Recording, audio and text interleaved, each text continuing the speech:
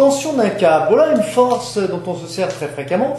Alors regardez, bon, alors, par exemple ce câble-là, on va dire que ce câble-là, il est tendu. Il est tendu et il retient eh bien, ce petit transformateur qui nous envoie de l'énergie vers notre portable. Hein?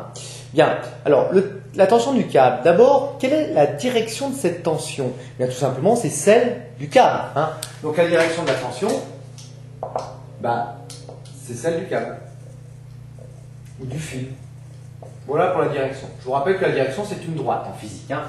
Le sens, eh bien, c'est toujours de l'objet vers quoi? Ben, vers le câble. Hein. Le sens, c'est de l'objet vers le câble. Ensuite, la norme, eh ben, la norme, on la note comme ceci. C'est une force, donc elle est bien en newton. C'est la norme du vecteur ou la valeur du vecteur force. Et le point d'application, ben, c'est le point d'attache généralement entre le câble et l'objet. Point d'attache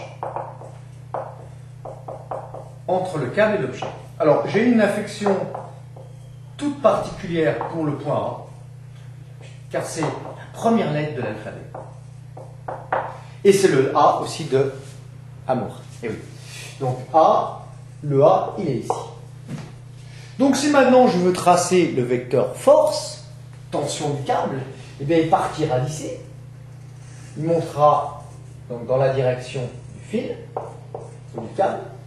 Et puis il aura une longueur qui dépendra de l'échelle choisie. Par exemple, vous prenez une échelle 1 cm pour 5 newtons et que le vecteur tension est égal à 10 newtons, à ce moment-là, la longueur du vecteur tension sera égale eh bien, tout simplement à 2 cm.